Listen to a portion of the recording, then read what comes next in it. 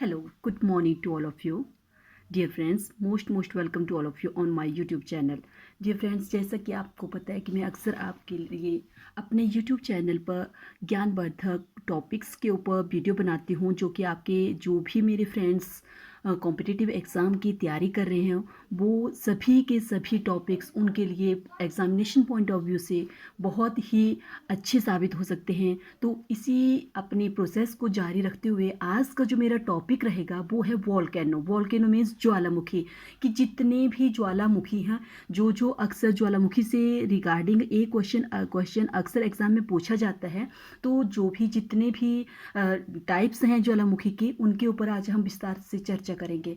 So let us start. सबसे पहले आपसे पूछा जा सकता है कि ज्वालामुखी किसे कहते हैं। ज्वालामुखी का फ्रेंड्स आपको पता होना चाहिए कि ज्वालामुखी भूमि की सतह पर एक ऐसी दरार जिसका संबंध पृथ्वी के अंतःकरण भाग से होता है, और जिस अंतःकरण के उस भाग से लावा, गैसें और जलवाष्प तथा राख इत्यादि बाहर निकलते हैं। और जो आपको पता होना चाहिए कि जो ज्वालामुखी होता है इसे प्रकृति का सुरक्षा बालक भी कहा जाता है। फ्रेंड्स, जैसा कि मैंने ये यहाँ पे आपको ड्रॉ करके समझाने का प्रयास किया है, ये जो आप एक पाइप जैसी देख रहे हैं इसे बोला जाता है ज्वालामुखी पाइप। और यहाँ पे जहाँ से जहाँ से ये आपका लावा और मैग्मा बाहर निकलते हैं इसे बोला जाता है ज्वालामुखी क्रेटर।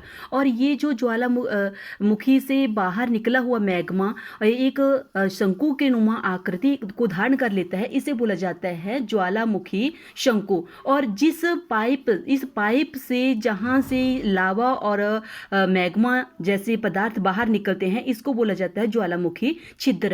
और फ्रेंड्स, आपको पता होना चाहिए कि आवंटन के आधार पर ज्वालामुखियों को मुख्यतः 3 प्रकार हैं। नंबर 1 पे आएगा आपका ज्वालामुखी के आवंटन के आधार पर ज्वालामुखियों को 3 प्रकार से बांटा गया है। नंबर 1 पे आएगा आपका सक्रिय ज्वालामुखी, नंबर 2 पे आएगा आपका प्रसुप्त ज्वालामुखी, और नंबर 3 पे आएगा आपका शांत ज्वालामुखी। तो सबसे पहले फ्रेंड्स आपको पता होना चाहिए कि जो ज्वालामुखी होते हैं, ज्वालामुखियों से निकलने वाले जो पदार्थ होते हैं उनमें गैसें भी होती हैं, ठोस और लावा, ये तीनों फॉर्म्स में निकलते हैं। और इनमें से सल्फर, हाइड्रोजन और कार्बन डाइऑक्साइड बाहर निकलती है। अगर ठोस की मैं बात करूं तो लावा हवा में जब ठंडा होकर छोटे छोटे टुकड़ों में बदल जाता है, और उसे छोटे छोटे टुकड़ों में बदलने की जो प्रक्रिया है इसे सिंडर कहा जाता है। अब फ्रेंड्स आपको पता होना चाहिए कि लावा किसे कहा जाता है। तो लावा सक्रिय ज्वालामुखी से निकलने वाला वह तरल पदार्थ है जिसे मैग्मा कहा जाता है, और मैग्मा ठंडा होने पर जब जम जाता है तो उसे लावा कहा जाता है। अब आपको लावा और मैग्मा के बारे में पता होना चाहिए कि लावा किसे कहा जाता है।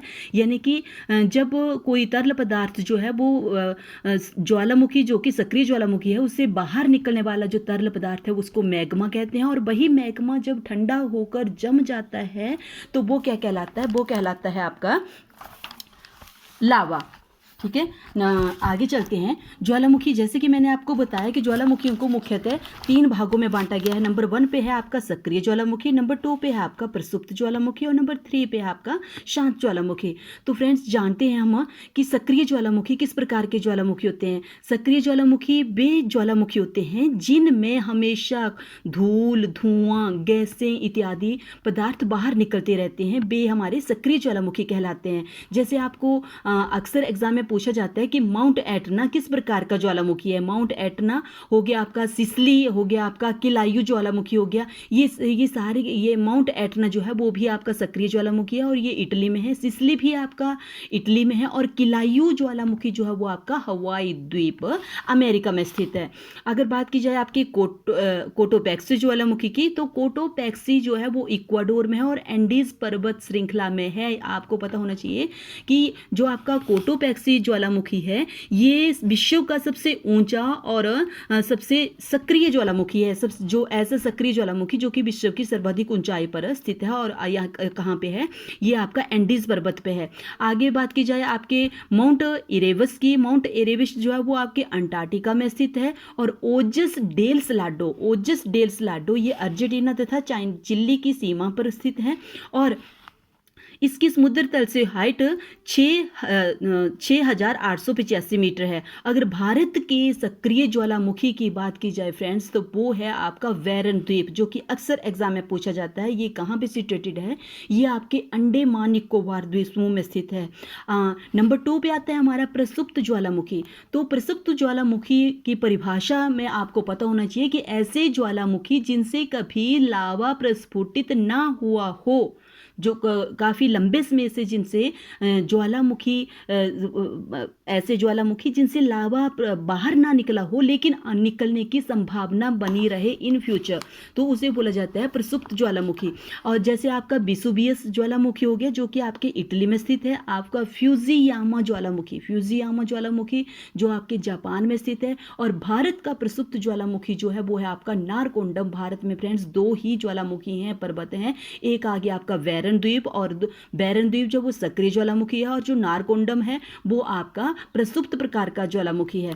नंबर 3 पे अगर नंबर 3 की अगर बात की जाए तो वो है आपका शांत ज्वालामुखी जो पूर्णतः शांत हो और जिसके मुख में जल इत्यादि भर जाता हो, यानी कि उससे किसी प्रकार का कोई भी पदार्थ जो है वो बाहर नहीं निकलता हो। जैसे उदाहरण के लिए किलिमंजारो जो ज्वालामुखी है वो आपके तंजानिया और देश में है, जो कि तंजानिया देश जो है वो अफ्रीका महाद्वीप का एक प्रसिद्ध देश है। और नंबर 2 की अगर मैं बात करूं तो एकांगुआ ज्वालामुखी, जो कि आपका एंडीज पर्वत पर स्थित है। ये भी विश्व के शांत ज्वालामुखियों की श्रेणी में आता है।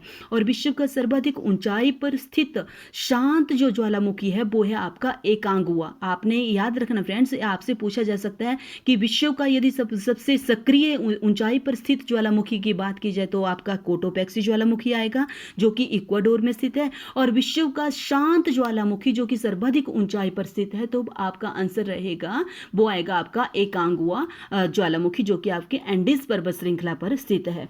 तो फ्रेंड्स ये थे हमारे ज्वालामुखी से संबंधित मोस्ट इंपॉर्टेंट क्वेश्चन जो कि मैंने आपके साथ शेयर किए। और मैं आपको बात बता दूं, जो मैं आपको एकांगुआ ज्वालामुखी जो कि एंडीज पर्वत श्रृंखला पर स्थित है और जिसकी ऊंचाई की अगर बात की जाए तो इसकी ऊंचाई 6,960 मीटर है। और सक्रिय ज्वालामुखी का अधिकांश भाग फ्रेंड्स ये देखा जाता है आपका प्रशांत महासागर के तटीय भाग में पाया जाता है। और यही कारण है कि जो आपका प्रशांत महासागर है, प्रशांत महासागर के परिमेखला को अग्निवलय यानी कि fire ring of the Pacific भी कहा जाता है। और विश्व का सबसे सक्रिय ज्वालामुखी जो कि सबसे सर्वाधिक ऊंचाई पर स्थित है वो है आपका ओजस डेल सलाडो, जो कि एंडीज पर्वत श्रृंखला में स्थित है। और आइए अर्जेंटीना चिली देश की सीमा पर स्थित है। तो फ्रेंड्स ये थे मोस्ट इंपॉर्टेंट वोल्केनो से रिगार्डिंग क्वेश्चन जो कि मैंने आपके साथ शेयर किए। और इनको 1 या 2 बार आप जरूर इस वीडियो को वॉच करना, जिससे कि आपको पता चल जाए, क्योंकि अक्सर एग्जाम में पूछा जाता है जो आपके सक्रिय ज्वालामुखी जो एक्टिव वोल्केनो हैं, और जो आपके प्रसुप्त ज्वालामुखी हैं, और जो आपके शांत ज्वालामुखी हैं, उनके बारे में पूछा जाता है। आपके पास ज्वालामुखी का नाम दिया होगा और साथ में ये बोला जाएगा कि ये किस प्रकार का ज्वालामुखी है। तो आपको पता होना चाहिए। जो मैंने आपको अभी एक्सप्लेन करके सारे क्वेश्चन बताए, आई होप आप उनका फ़ायदा उठाएंगे। इसी के साथ जय हिंद, जय Bharat, have a nice day.